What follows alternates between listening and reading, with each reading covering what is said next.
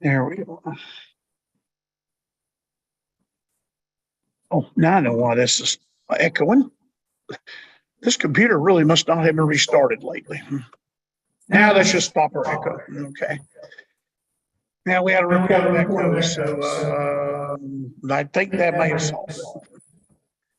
And we'll minimize that. And yes, it is being live streamed. And I'm going to turn it over to advanced techniques where Paul's going to show you some programming tricks, tips, and whatever else he's got for us. I'm going to let him have the mic, introduce the lid for the camera, and take it. And make sure that's on because. Yep, it's on. Okay, it's good. All right. And let's take it away. Thank you, Darrell. And good afternoon once again from West Central Florida Technical, the 9th Annual Technical Conference. I'm November Bravo 9 X-ray, as you can see something more than my badge on the screen there. And this morning we talked about the NXDN infrastructure. We talked about what NXDN as an over-the-air protocol is, and then how we're using it here in West Central Florida. We've set up a rather extensive repeater network. We continue to add to the repeater network, and we're making some changes to enhance emergency communications use of NXDN, because last year when the chips were down and it really counted, NXDN really did work during an emergency. That's one of the reasons why I'm so high on NXDN, and I feel that NXDN really is next generation of amber radio, particularly for emergency communications. Now, with NXDN, we have portable radios, we have mobile radios, and we have a lot of stuff in here.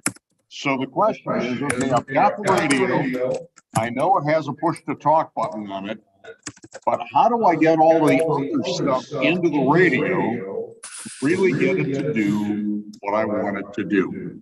And NXDN is a bit complicated. It is a bit complex, but we've tried to make it as simple as possible. The folks at ICOM who write the programming have tried to lay it out a bit logically, but not necessarily in the way that you and I have been programming radios for years. Normally, when we put something into a radio, we put in transmit frequency, a receive frequency, maybe a PL tone, or in this case, a RAN code, because it is digital, and we expect it to work. Well, it will, but only up to a point. So while we have our frequencies laid out, maybe in an Excel spreadsheet or on a sheet of paper of some sort, that's really not the place we want to start when you're creating a programming profile for an NXDN radio.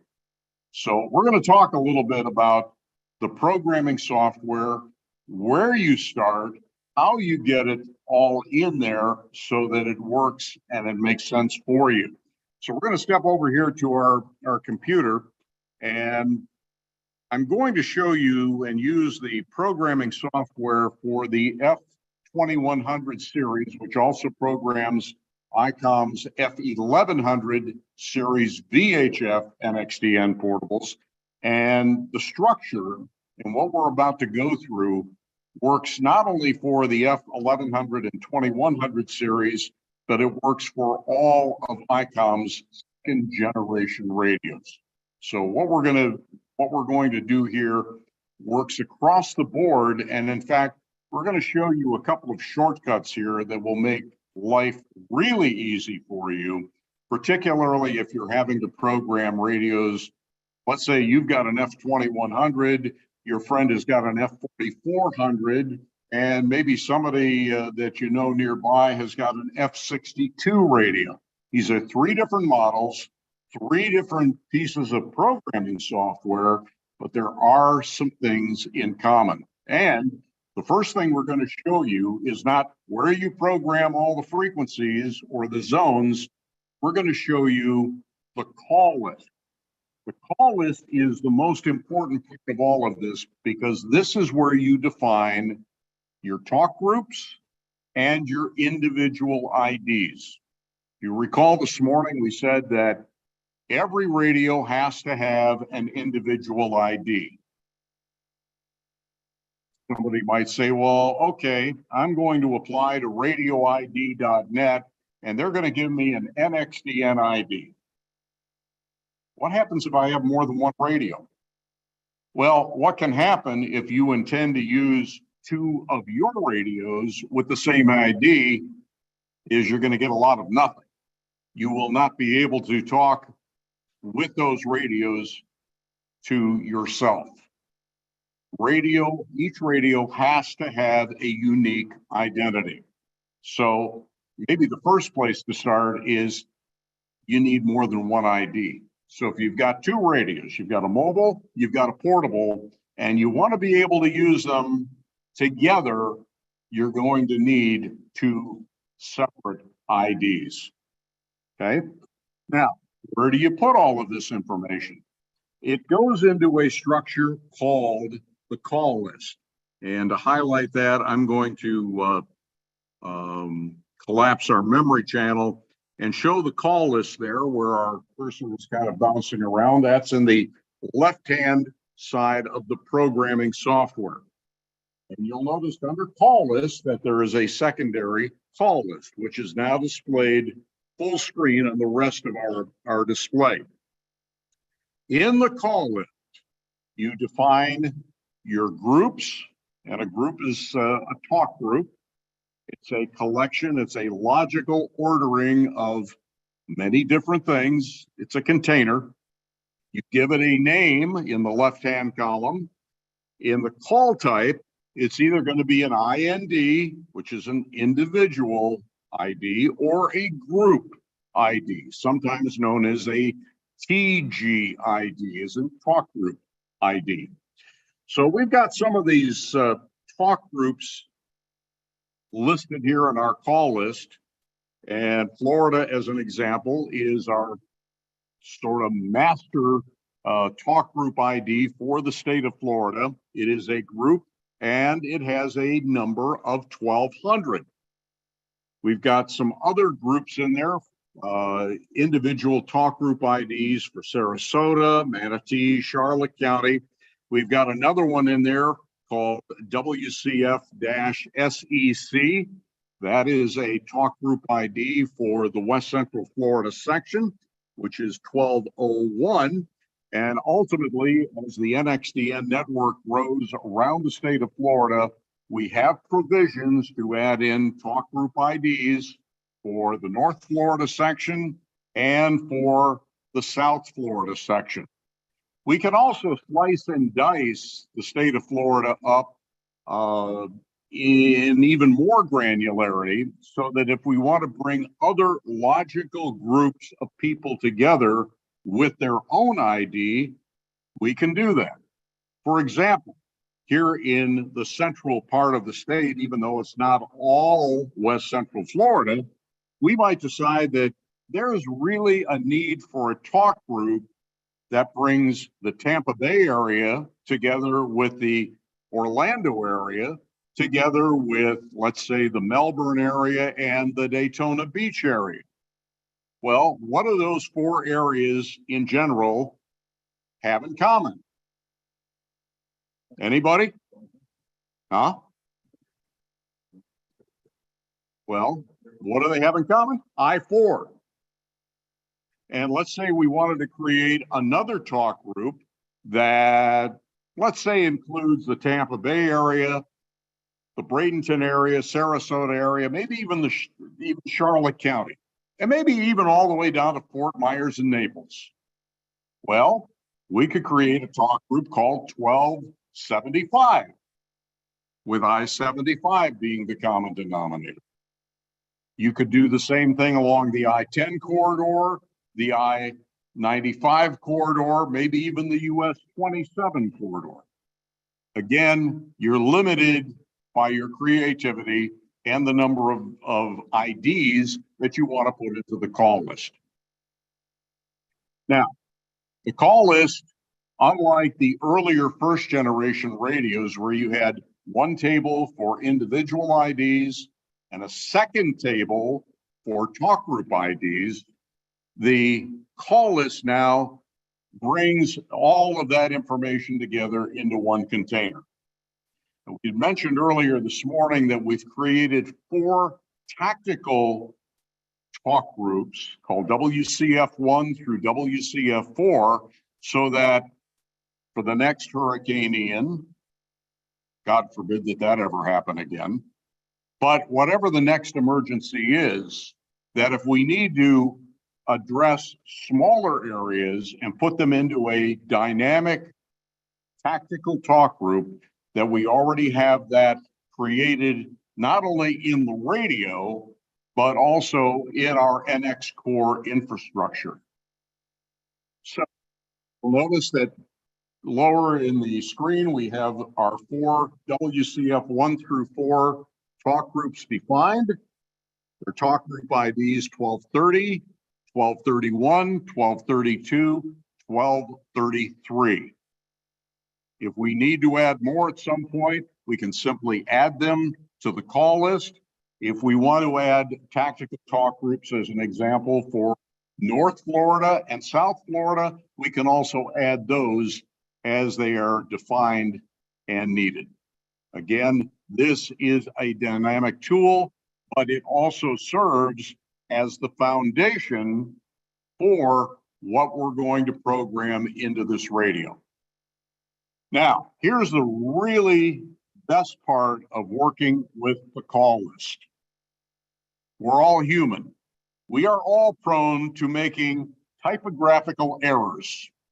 So when you're working with the call list for your F2100, you want to make sure that when you go to the F4400 or the F62 or any of their subsequent mobile radios like the F6400, that you're not having to type this in 3 or 4 or a dozen times.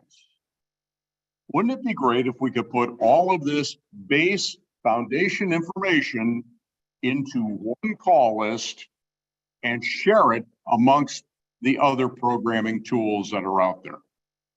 Well, in fact, that is the big difference, or one of the big differences between NXDN Generation 1 and NXDN Generation 2. With the first generation radios, you had to do a lot of typing. And as you went from one radio platform and piece of software to another, you could not just copy and paste. It was a lot of typing. There was no way to import the information that's contained now in the unified call list. With Generation 2, once you have your call list complete, and of course you've gone in and looked for typographical errors, miscues, misnumbers, and what have you, you can then go up to the File menu, pull that down, and notice that there is an item here about halfway down called Call List Data. And if you scroll to the right, notice that you have an import and an export feature.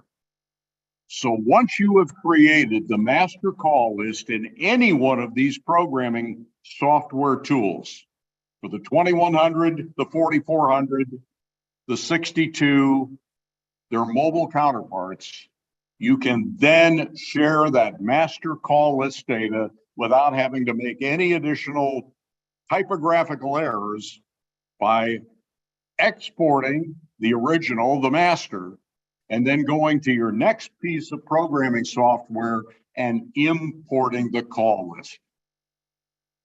This has taken a lot of the busy work out of creating programming for your NXDN radio. Super easy to do, and it saves just a tremendous amount of time. Okay, so now we have the call list created. We have our talk groups. We have our individual IDs. And by the way, the reason you put the individual IDs into the call list is twofold. Number one, with NXDN, you have the ability to place individual calls. So if I'm going to call Bill, I need to know what Bill's ID number is. And because I'm not a computer, well, I do have an affinity for remembering numbers, but because I'm not a computer, I remember Bill's name, not his ID number. Although it's 4032, right? 4203, yes. See, got it messed up already. But I remember Bill N4NOA. So with that information in there, I now have the ability at some point when the radio is completely programmed to make an individual call by finding Bill's listing in the call list, selecting it, and pressing push to talk. It's how to make a difficult job simple.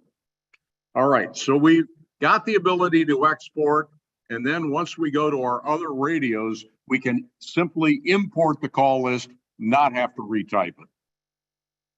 All right, in the first generation radios, when you put in your talk group ID, that's basically about all you had to do. Because when you get to actually programming a channel, then at that point, you simply would pull down a list of talk group IDs, select it, and you're done.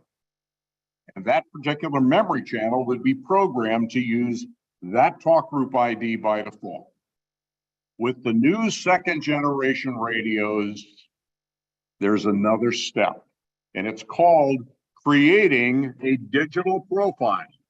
So to do that, we open up our digital group, we go to conventional, and we go to profile.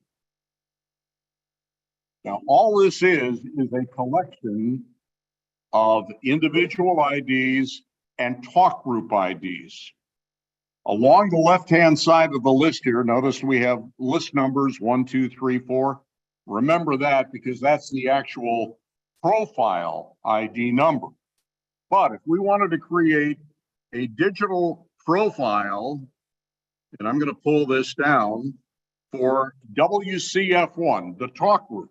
So the talk group ID is 1230, but, and we selected that. There we go.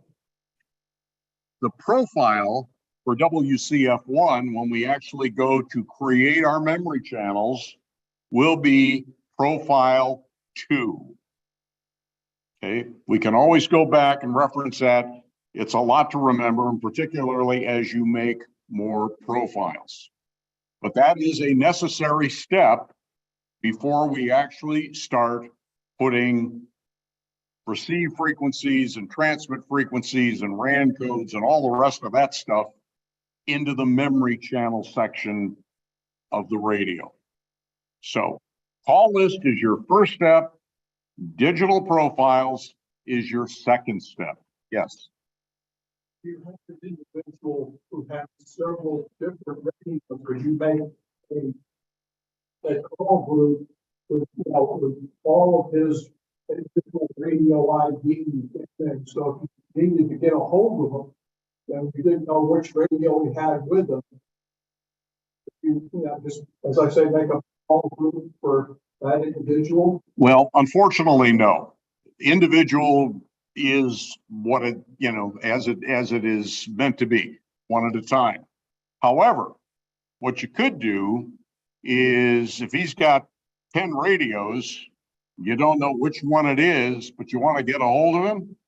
If you're fortunate enough to be able to do it, create a talk group that includes all of those radios and program that talk group ID into his radio. Then you're sure to find him. But because we're hams and we all are humans, we tend to react the same way that all humans do.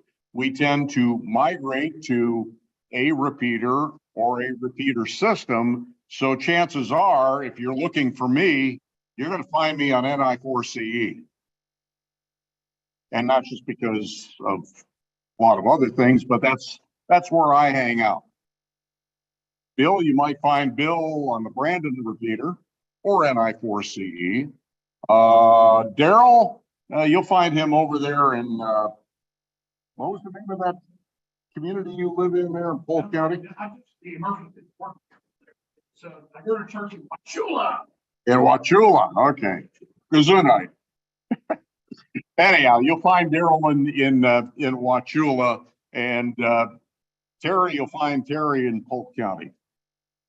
So again, we're humans. We do have a tendency to go to one spot rather than trying to scatter ourselves across many different places. All right, so we've got our call list, our digital profiles created, or at least we think we do. So now we're ready to collapse our list here on the left-hand side and go up to the memory channel portion where we can put in all of the really important stuff, our frequencies, our repeaters, our simplex channels.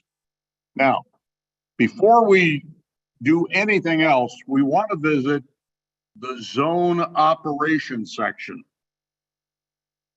By default, there is one zone created.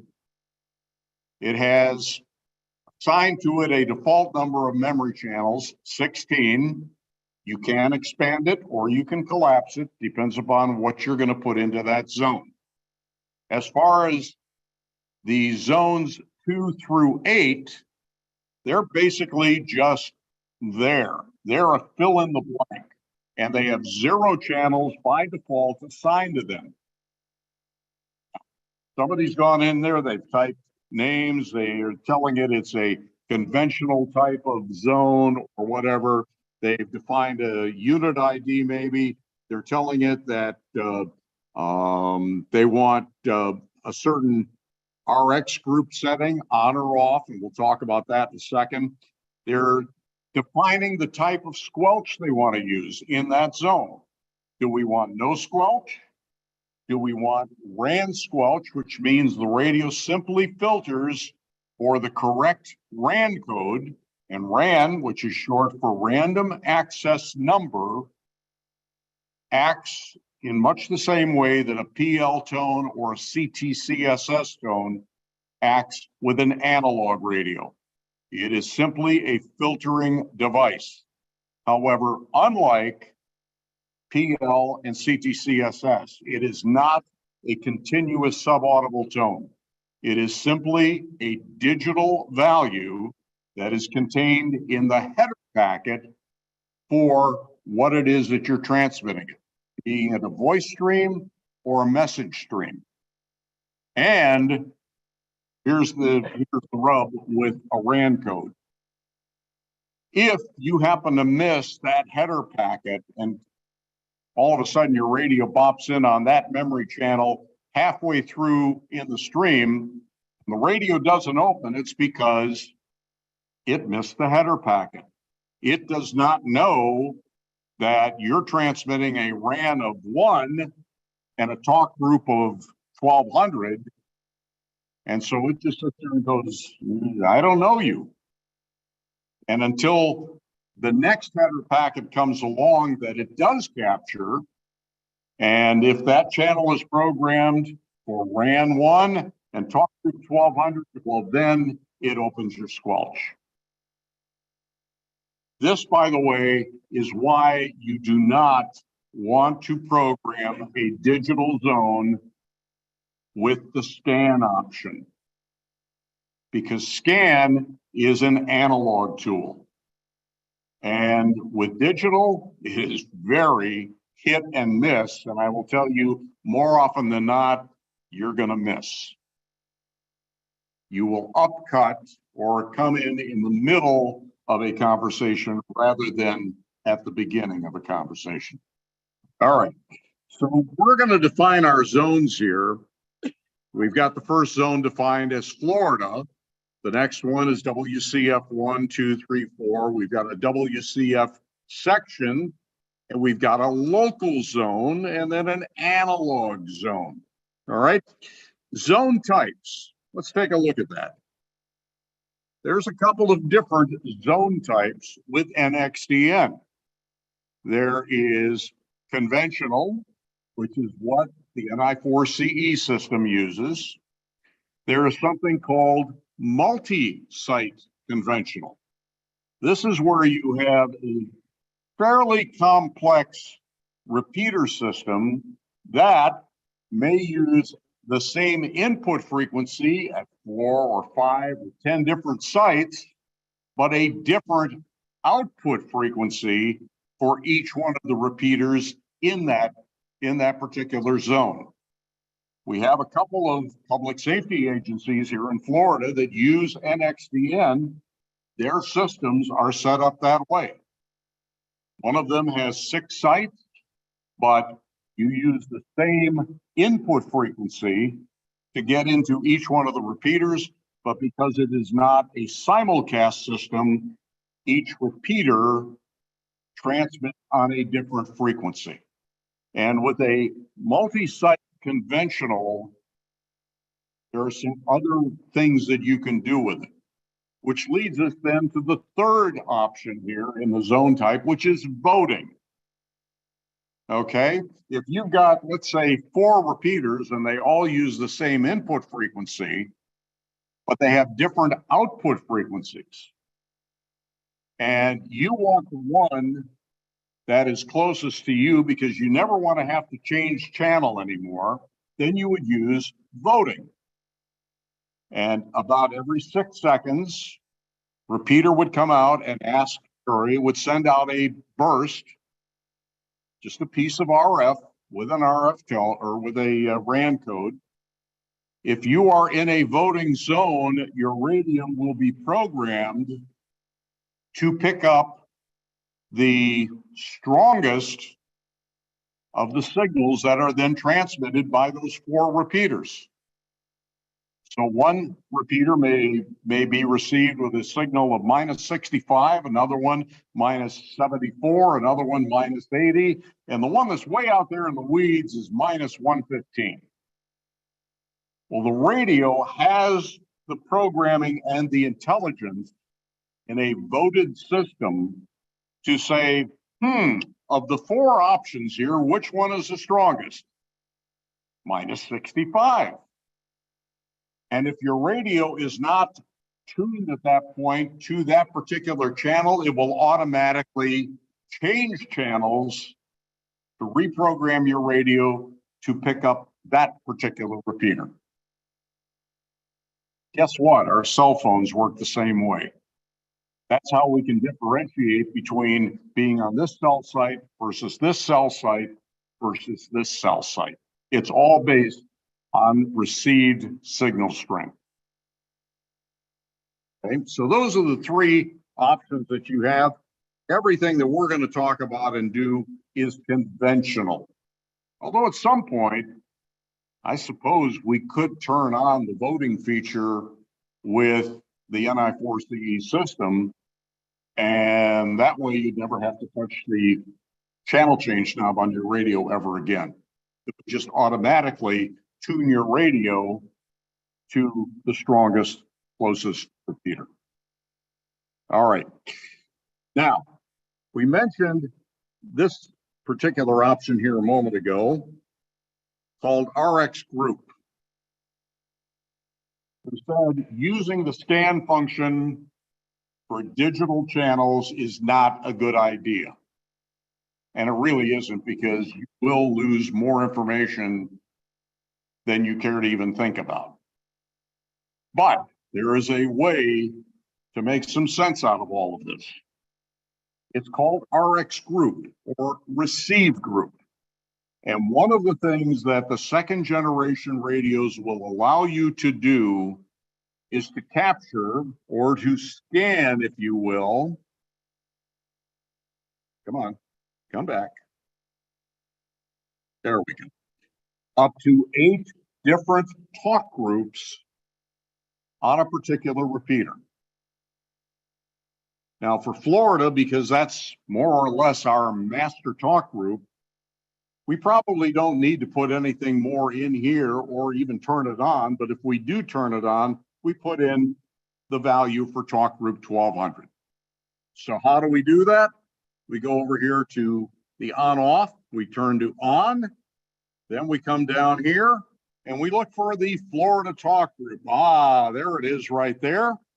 We select it. And because that was talk group number 2 in our call list, that's the value that shows up.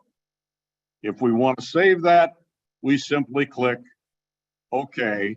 And now our RX group is on, and we have one talk group in that list. Let's go to something, though, that's a little more exquisite and complex. So we're going to edit the RX group for West Central Florida 1, our tactical talk group. Now, if you'll remember a moment ago, we said that the Florida talk group, 1200, had a value in the call list of 2. Then we also have a second entry here, which is number 18, which is WCF1. So when our radio is tuned to any of the memory channels in the WCF1 zone, we're always going to listen for talk group ID 1230, because that's the base foundation there. But at the same time, even though we're working in a small tactical talk group, 1230, maybe it's small by virtue of the number or small by virtue of the repeater or number of repeaters that are supporting it or area that it covers. We also want to make sure that we don't miss any important calls from Bill over at Command Central, who's on talk group 1200, because he's got 4 of these tactical talk groups that he needs to be able to communicate with on a moment's notice. So what this will do, instead of having to put our radio into a scan, anytime a transmission on talk group 1200 is transmitted on that repeater or on that frequency, you will automatically hear it. You won't be able to respond to it without changing channels, but it will get your attention. Let me give you a very practical example of how this is being used at another locale.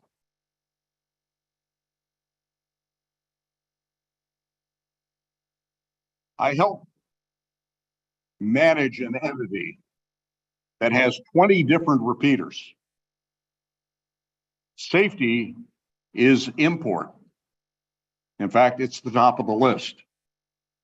If there is a safety-related incident at any one of those 20 locations, the people at the location involved obviously are there to manage the situation, but there's also the possibility that whatever is going on at that location has an impact on other locations that are in its immediate area.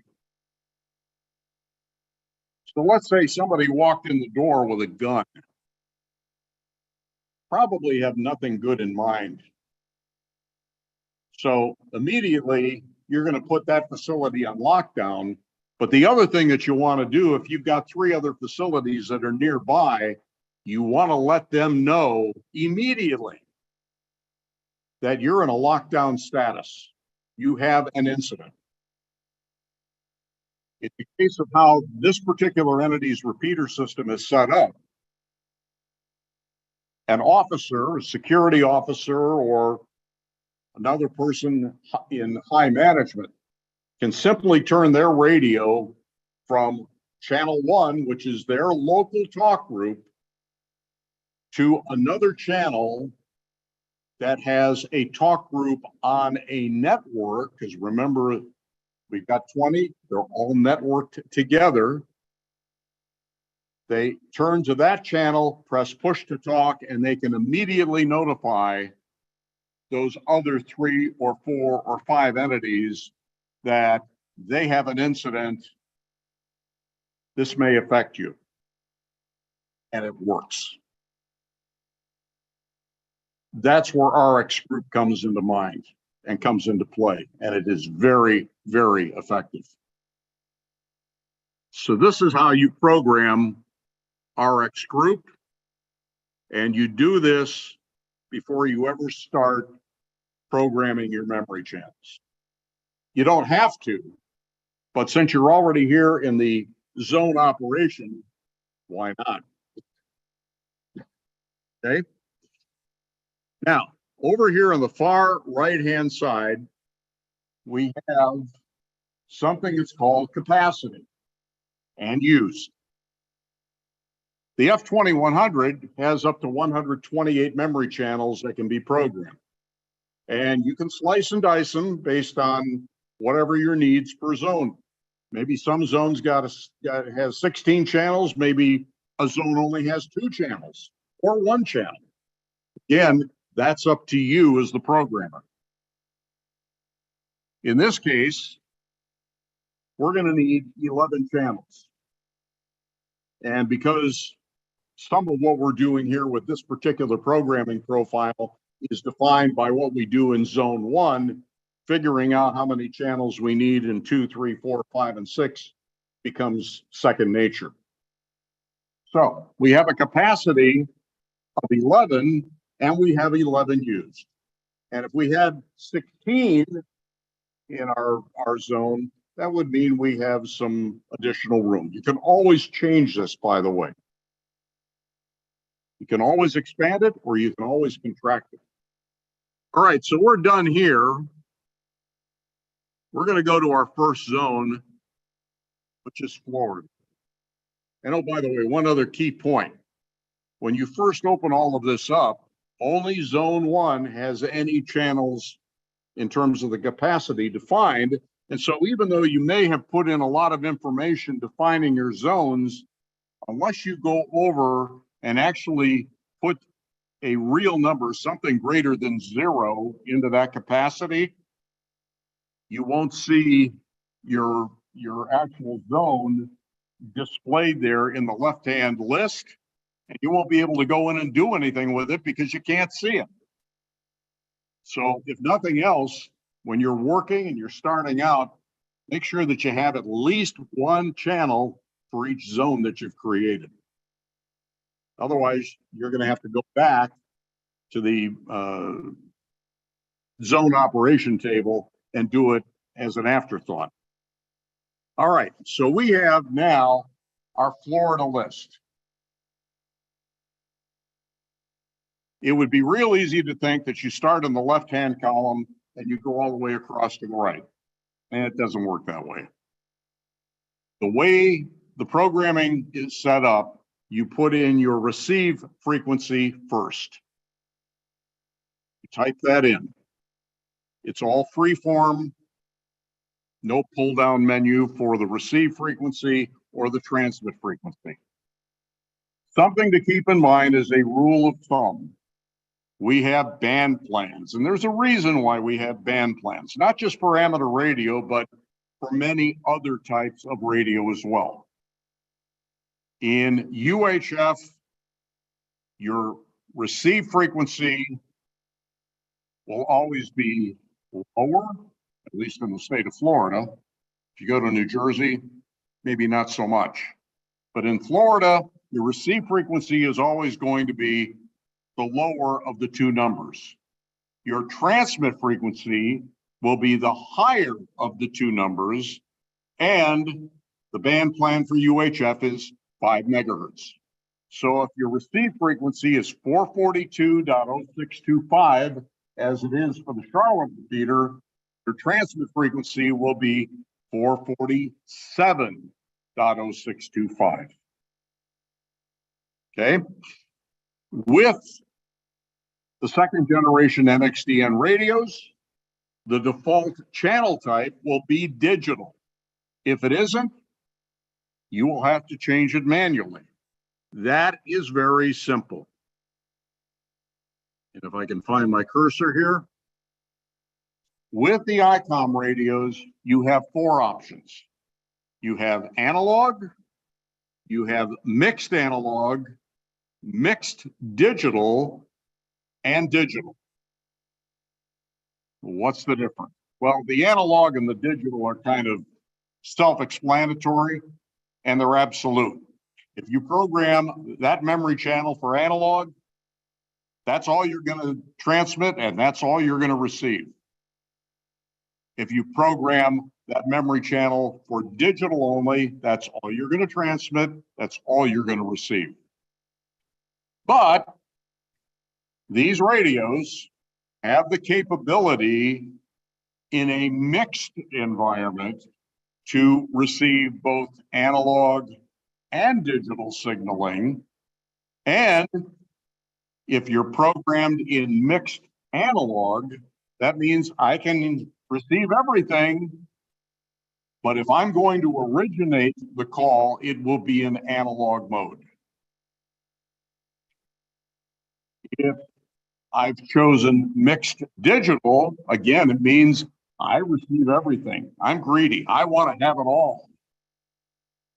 But it also means that if I originate the call from scratch, it's going to be in an XDN digital mode. Anybody see a problem here? A challenge? What happens if I have my radio programmed in mixed digital, but the call comes in analog? You just said if you originate a call, you're going to do it in digital mode. That analog radio isn't going to be able to understand digital. Here's the magic. Elsewhere in the code plug, there is the ability to turn on something that's called talkback, and you can give it a time value. So if somebody calls you in analog mode and your memory channel that you received that call on is mixed digital, whatever that time value is in the talkback, maybe it's 6 seconds, 8 seconds, 10 seconds, you have that amount of time to respond to that call without having to do anything other than push to talk. Because your radio knows that it received an analog call. So within that window of talkback, you have the ability to automatically respond to that call in analog mode, in the mode it was received. Same thing holds true with the mixed analog. If somebody calls you in digital mode and your memory channel's programmed for mixed analog, if you respond or talk back in that time frame, you will respond in digital mode. This is very useful for entities that have a mixed group of radios and they're trying to make the transition from analog to digital, or maybe vice versa. But once you've heard digital audio, why would you want to go back to analog, right? That time frame adjustable. It's variable and it's user defined. Yeah. So in your case, you may say, well, I'm Quick Draw Johnson here. I jump on things within 1 second. So I don't need to program more than 4 seconds into my talkback. On the other hand, maybe Dave back there is going, I'm more of a laid back kind of guy. I'll leave it percolate there for a few seconds. Dave puts in a value of 8.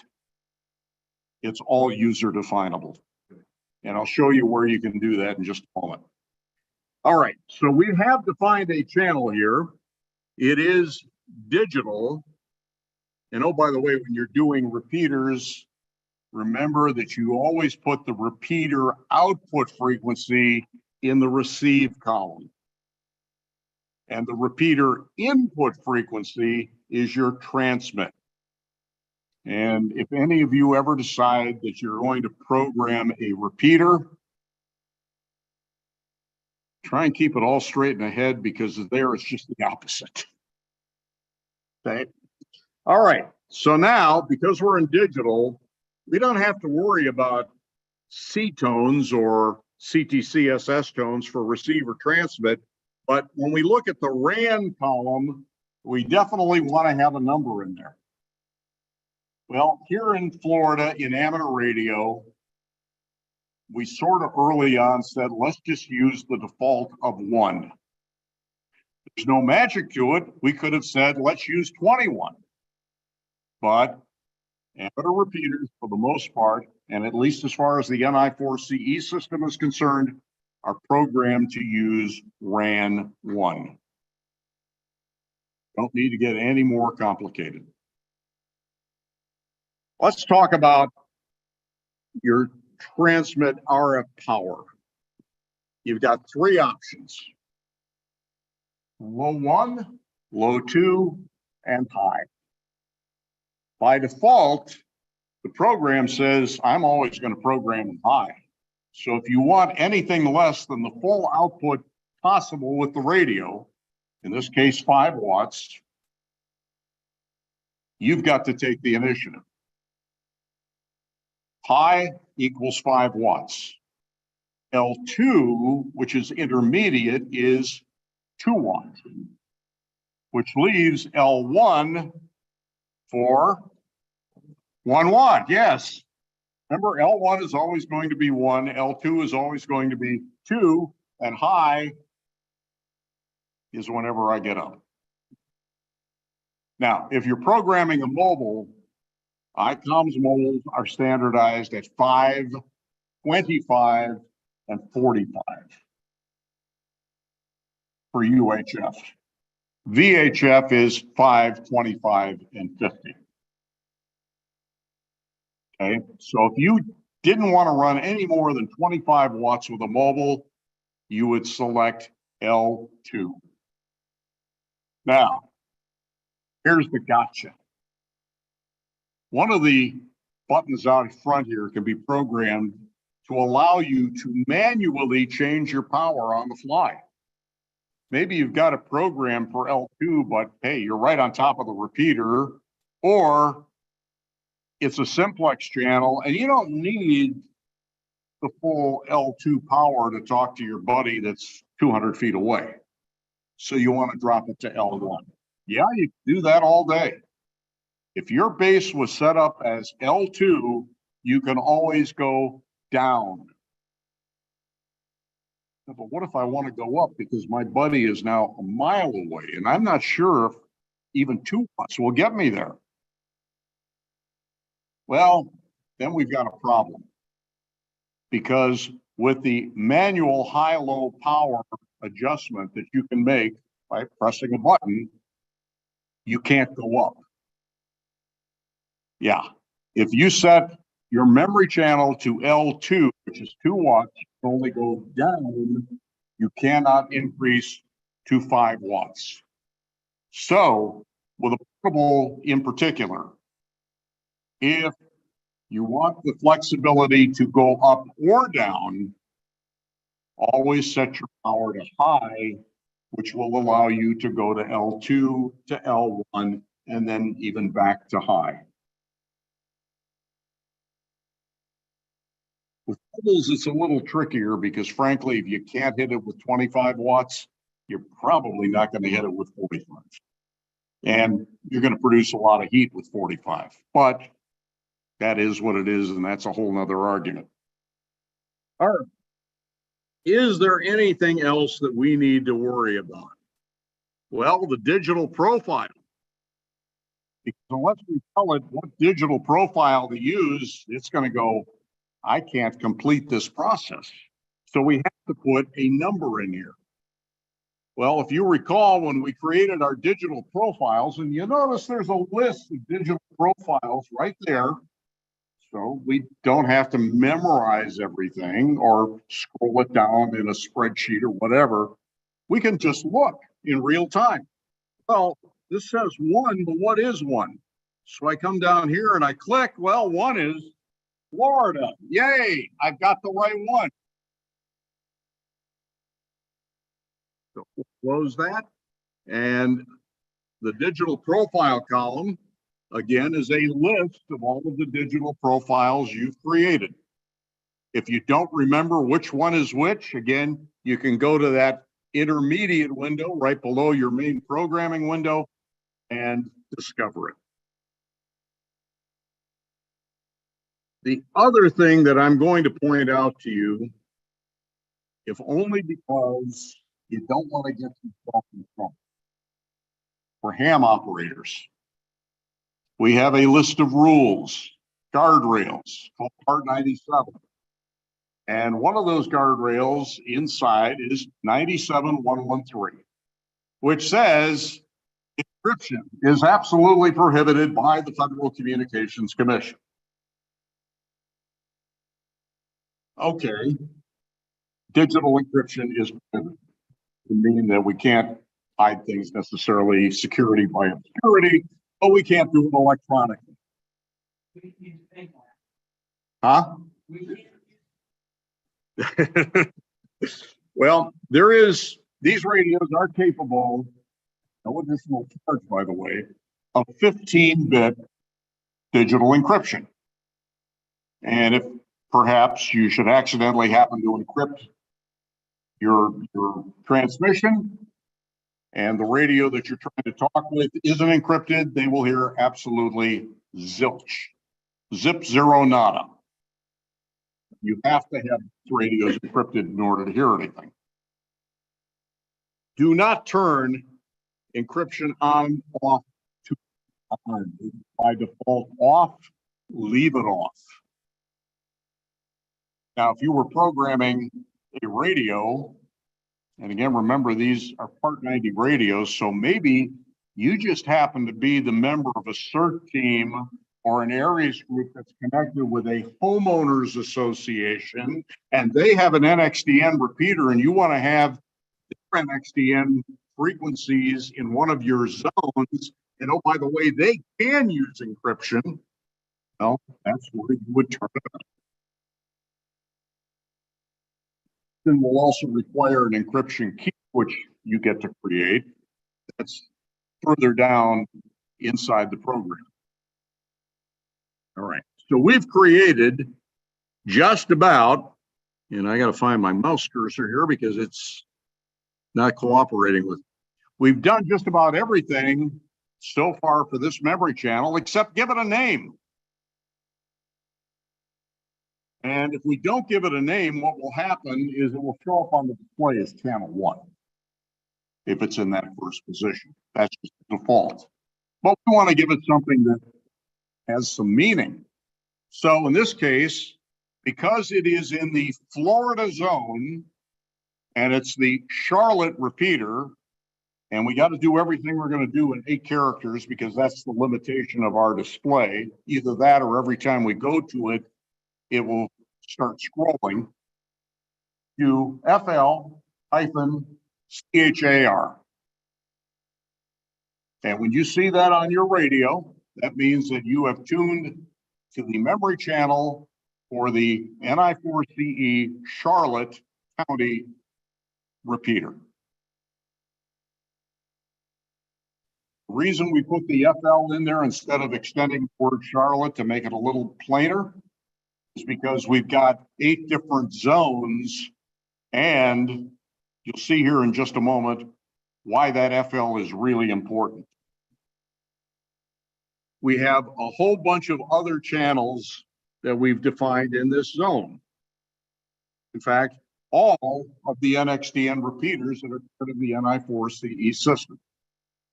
Yay, that means that when we're in this zone, we will always be on talk group 1200, no matter which repeater we have selected. But I don't want to be on talk group 1200. I want to be in WCF2, one of the tactical talk groups. All right. So we're going to go to WCF2 over here in the right-hand column, or I should say the left-hand column. We'll just click on it. Gosh, that looks an awful lot like what we just saw in Florida, right? Same list of repeaters. And in the text section, notice instead of an FL, there's a number 2. Why did we do that? To keep ourselves from going batty. Because again, we've got the same repeaters in multiple locations, and I want to make sure that I'm in the location that I want to be in. not some other location. So, and again, here's one of those shortcuts. We created the Florida zone first, got all of the settings right, except digital profile and the text information. But we got the important stuff right the first time. One of the neat things you can do to save a lot of time and prevent mistakes is click on the very first item, and then we're going to scroll all the way down to the bottom,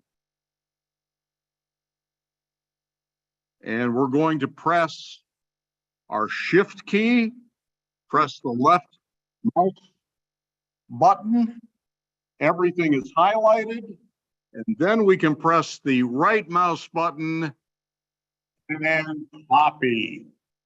Yay! We only have to create our list once. We can then go to the next zone, go to the first line, pardon me, and do the right click and paste. And you can do this either for the entire list or for only a portion of the list. It's up to you. But this is one great way if you're going to have a radio profile that's got multiple zones with similar information to create it and hopefully prevent making a lot of mistakes. Because you don't have to key it all in. Now, if you do this, there are two things you need to change.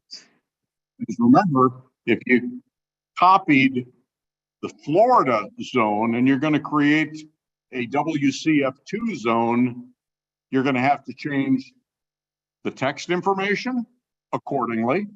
And you're also going to have to change the digital profile. Because we're not going to want to use the same talk group and the same digital profile that defines that talk group in this zone. That is relatively easy and not very time consuming to do. Anybody have any questions so far? Yes, Jim.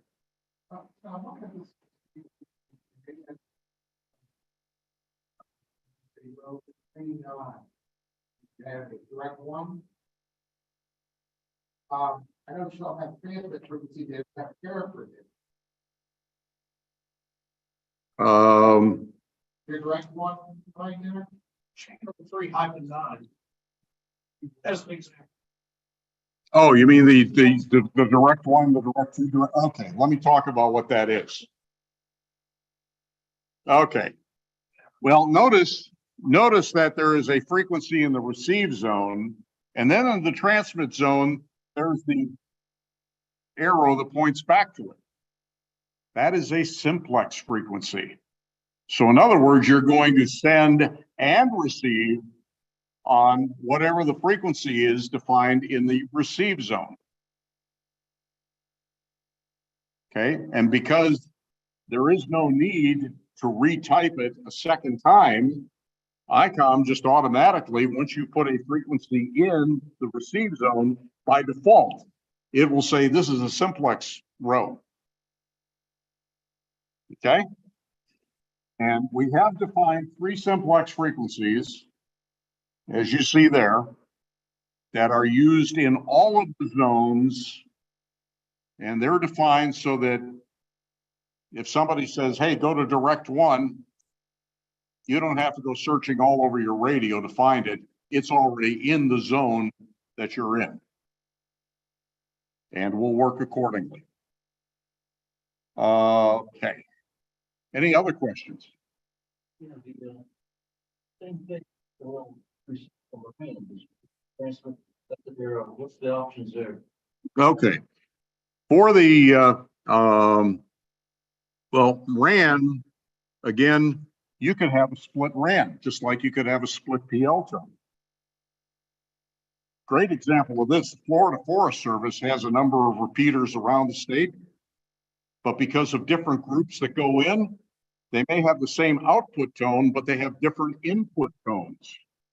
Here, we could say, well, all right, we want to make this as difficult as possible because there's some, whack job out there that is trying to jam our repeater or what have you. So we're going to use RAN 1 as an input, but we're going to put out RAN 4 or RAN 24 or RAN 44.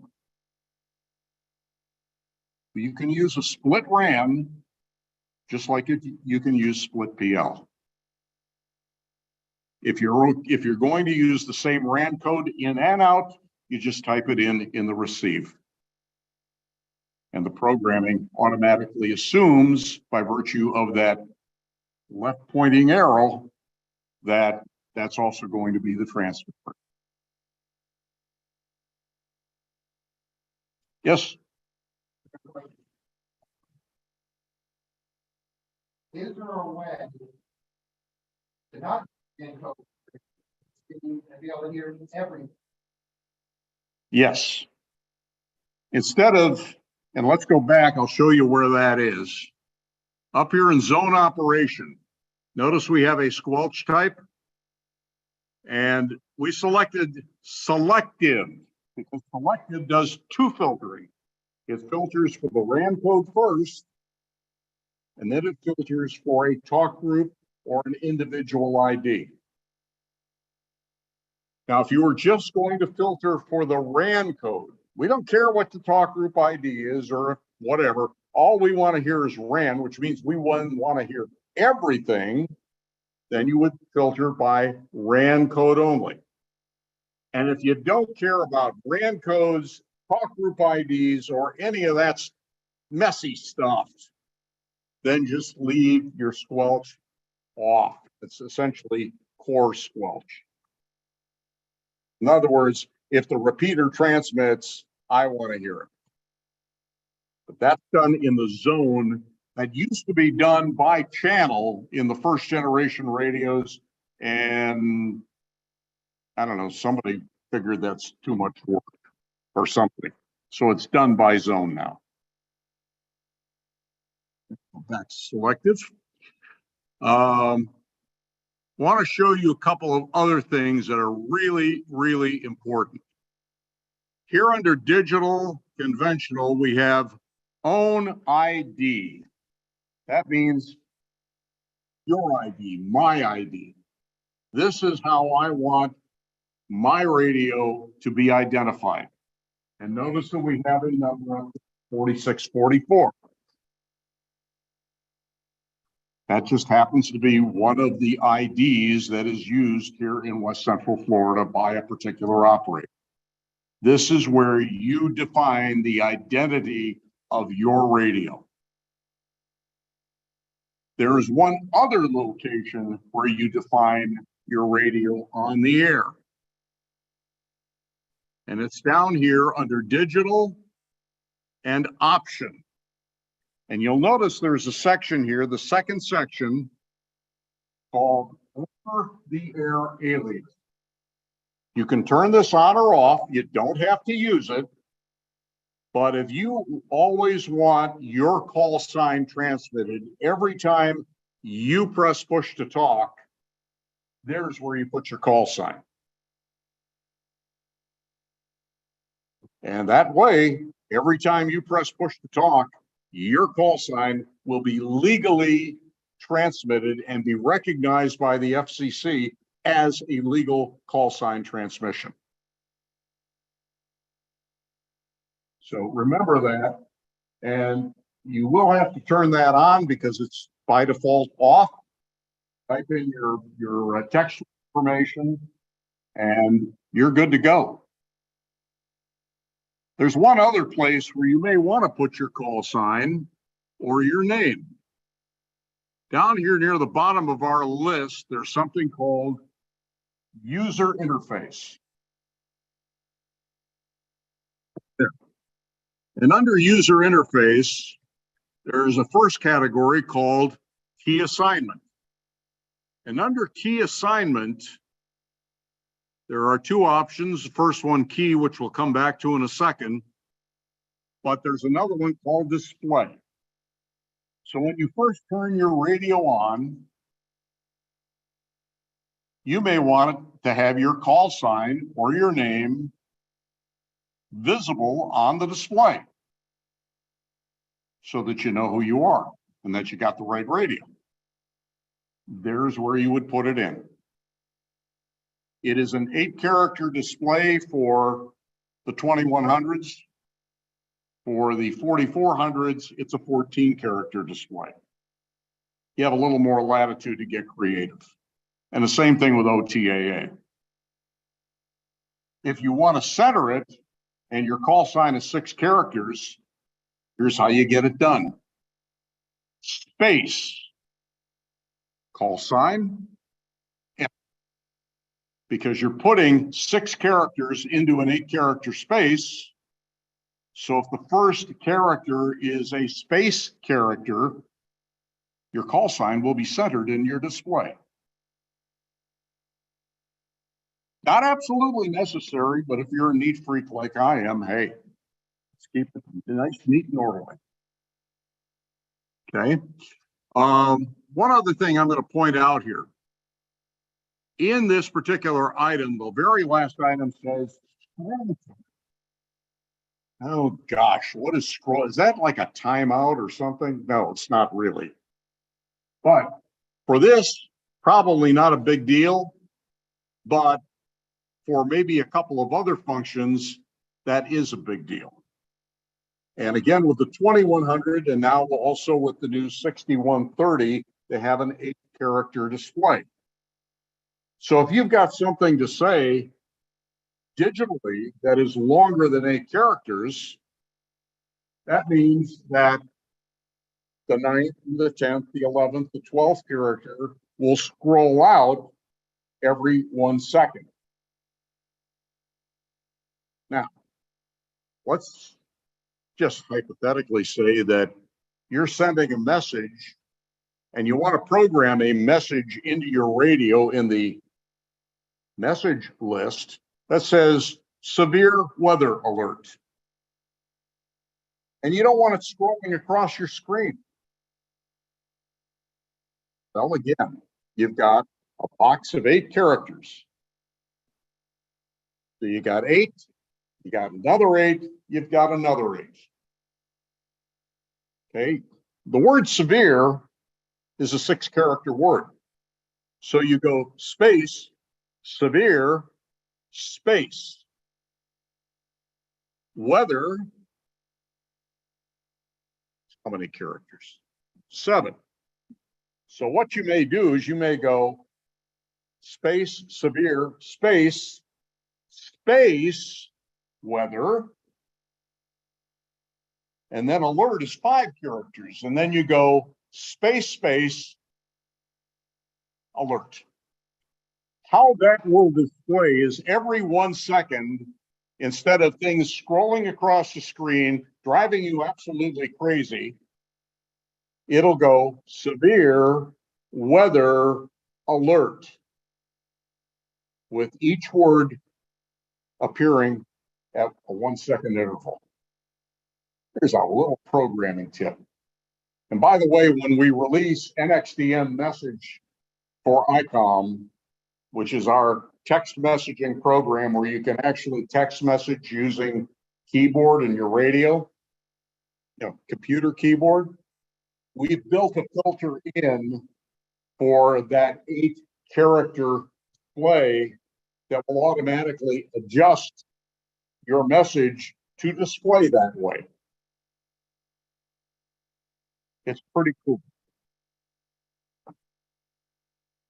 All right. We talked about key assignments. It's not these kind of keys. It's these kind of keys on the front of your radio. These are what are called soft keys. And what's a soft key? It's a button that you can program. You can tell it to do whatever you want within limits. You might tell, as an example, button P0 that you want it to be priority 1 or priority A. What's priority A?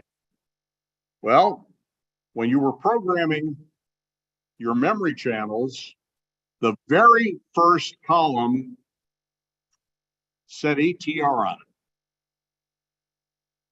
No, that's not the make of an airplane. It's short for attribute. And I'm going to go back just to show you what we're talking about here. Well, let's say, in fact, it should already be here, but it wasn't for this. So I'm going to put one in there. Let's say that I want to make Florida Boyette memory channel my priority A, which means that if I program the radio to always, upon power up or reset, to go to that channel and that channel only, first time, every time, do not collect go or get $200, it'll go to priority A. I can also assign that to any one of these four buttons. So that if I want to go from wherever I'm at in my radio to that precise channel, all I do is press the button, the radio does the rest. You can do that for priority A, priority B. In fact, let me pull down the menu here to show you what we've got. Those are the options. Priority A, priority B, or an emergency channel. And you can give any one of these memory channels all three attributes if you want, but that would be maybe a waste of attributes, so decide accordingly. In the case of how I have my radio programmed, I have Boyette as priority A, Florida Boyette. I have WCF1 Boyette as priority B. So I'm part of a tactical team that's working in Hillsborough County, which would use the Boyette repeater. So I can go from Florida Boyette talk group to the WCF1 talk group just by pressing a button. And if I need to go back to Florida, all I do is go back to button P0. One of the buttons you're going to want to assign, if you've got more than one zone, is a way to navigate the zones. Because your channel change announcement or channel change button here on the top is going to allow you to change channels within the zone. So we're going to go back to the keys here. And notice that P0 is priority A, P1 is priority B, P2 is zoned down. So if I keep pressing P2, it will take me eventually through all of the zones. And it will show me the name of the zone as I go through them. That way I can land on the right zone. Finally, P3 is a really useful tool. Isn't that right, Dave? P3 is called user set mode. And we'll show you the set mode options here in just a second. But among the features of user set mode is the ability to see how strong the incoming signal is. It will give you RSSI, and it can also show you what the bit error rate of any incoming transmission is. Extremely useful as a diagnostics tool. So that's why we programmed P3 as user set mode. Come back to that in just a second. The up and down. On the side of the radio here, we've got two little buttons right below the PTT. Those are your up and down. So in addition to your channel change, you can also use these two buttons to go channel up, channel down. Or if you were looking in that list of individual users when you want to make the individual call, that's how you would navigate and scroll through that list. And finally, these radios are all equipped with a little red button. That's your emergency button. By default, it will be programmed for emergency, which sets off a whole lot of bells and whistles and noise, and also sends out an emergency message if you're operating in digital mode. And Jim, for your F6400, it'll also send out your GPS location. Way cool. Okay. Now, we talked about user set mode. So I'm going to go down here, and under channel group, there's an item called, or the next one down is called user set mode. This is going to be the last feature we're going to show you this afternoon because we're rapidly running out of time. This is a list of features and functions that you need to set up. There are some default values there, and in that right-hand column where it says SEL, by default, most of that will be on. A couple of them are off, but you can see we've made some changes. So where it says backlight, these radios have a backlight for the display. Dim auto, which is the setting, basically says whenever this radio receives something, or if you transmit, the backlight comes on for 5 seconds, and then it automatically goes off. What does that accomplish? Well, it enables you to see the important information in a timely manner, but then it also saves your battery. If you leave it on all the time, you will get diminished battery lifetime. Beep, and this thing goes beep, beep. So you can choose to either leave it on or off. Ringer level. What is a ringer level? Well, if you happen to get a call alert, which is effectively like a digital page, or you get a message, yeah, it can land on your radio just like it lands on your cell phone, but hey, it could be the world's best kept secret unless somebody tells you it's there. Hence, you set your ringer level. Now, you can make that an absolute of 1 through 5, with 1 being the quietest, 5 being the loudest, or you can make it a variable 1 through 5 and tie it to wherever the volume is on your volume knob. So if you don't always want it to be beep or beep, beep, beep, but you want it to be beep, beep, beep, do a 4 or 5 linked. And then it's tied to whatever you have your volume set at for the rest of your radio. Same thing with the beep level. Now notice on squelch and on mic gain, in the select column, we've said on. Why? Because sometimes you want to set your squelch a little bit higher, or you may want to set it a little bit lower. This will allow you to do that. Some cases, you may want to set your mic gain a little bit higher, particularly if you're in a noisy area. In other cases, you may want to set it to a lower area if you're in a relatively quiet area. This will allow you to make those adjustments. Now, how do you make those adjustments?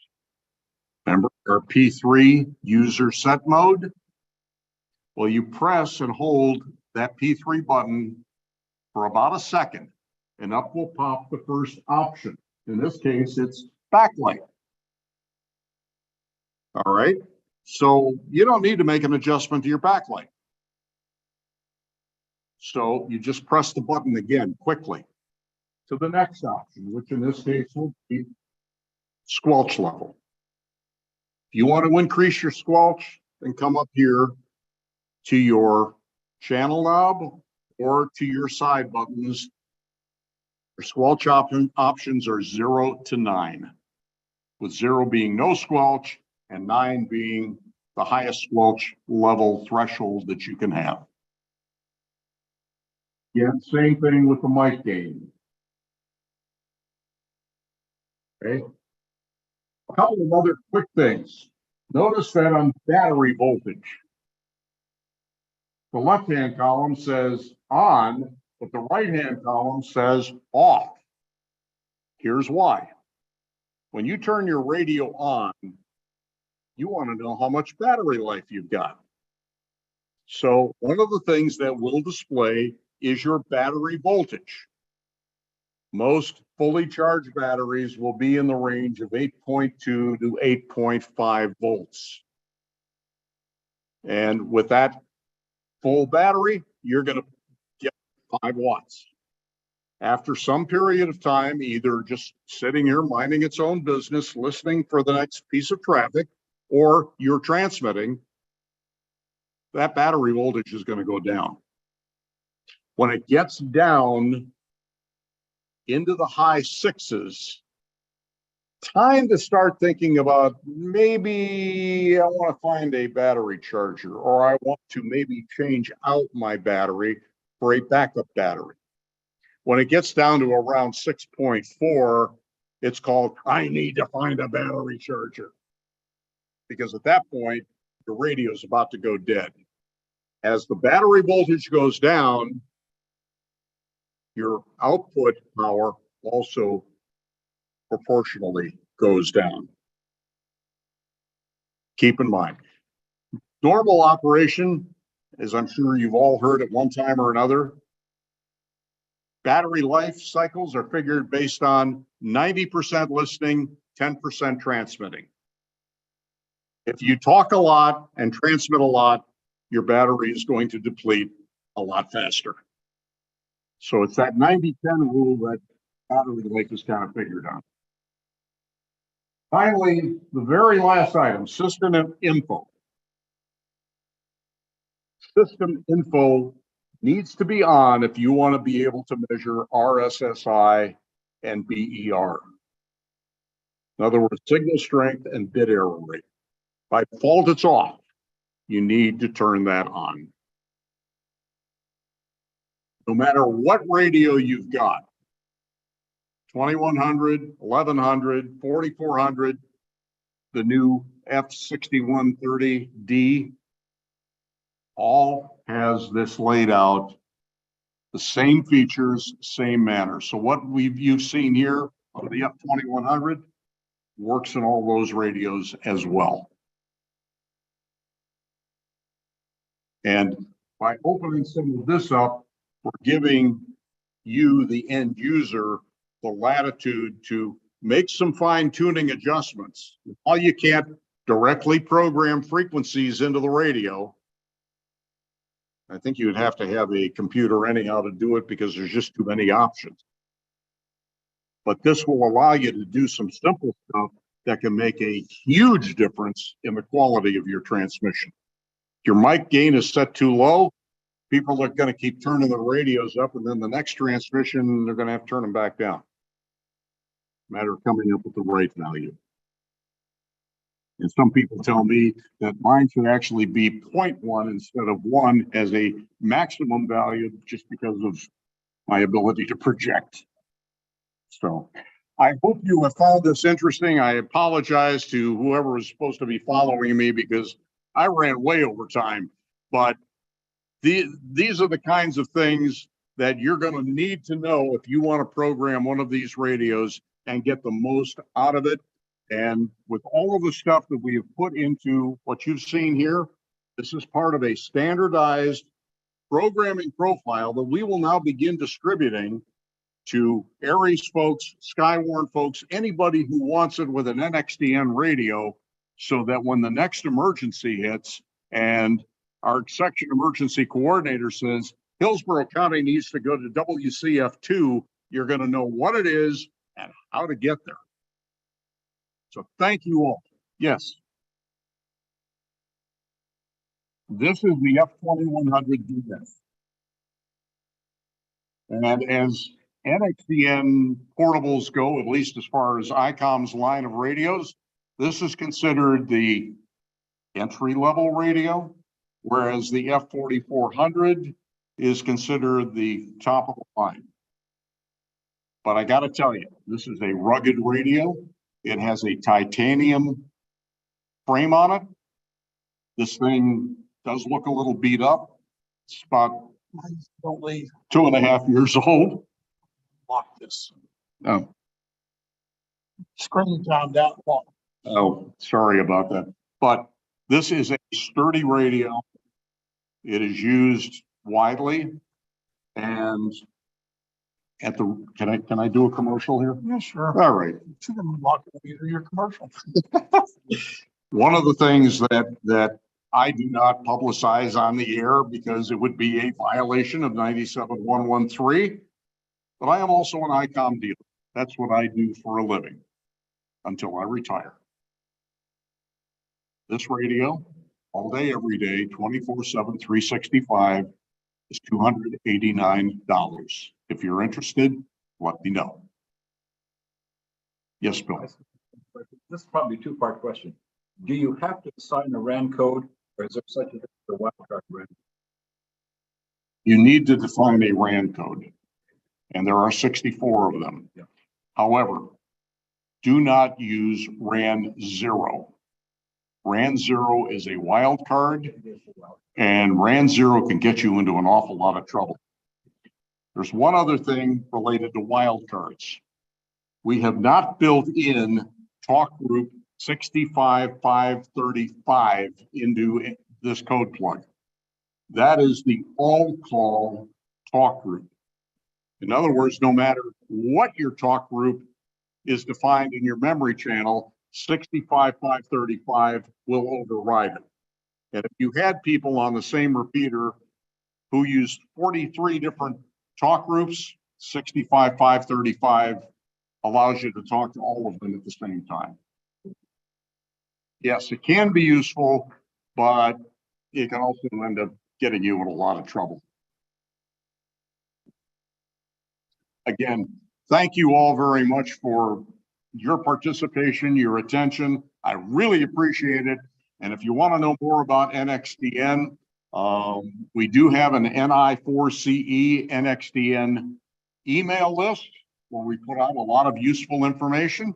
And once you've got your NXDN radio, come join us on Wednesday nights, 7:30 Eastern, whatever time it is, standard, about to become daylight again in 3 weeks. And have some fun, learn some things. We get into we get into all kinds of stuff on Wednesday nights. It is a great place to learn, a great place to share your knowledge with the rest of the group. And I will announce this. We had High and Dry 2 last April, and we used NXDN. It was a warm-up for Ian. And honest to God, I am really thankful that Chuck Johnson, W4CWJ, put that exercise together because it laid a firm foundation for Ian Nicole. There will be a new emergency exercise May 6th from 9 until noon. Mark it on your calendar, because if you don't, the two operative words are lights out. You can draw your own conclusions about what that's going to be. Thank you.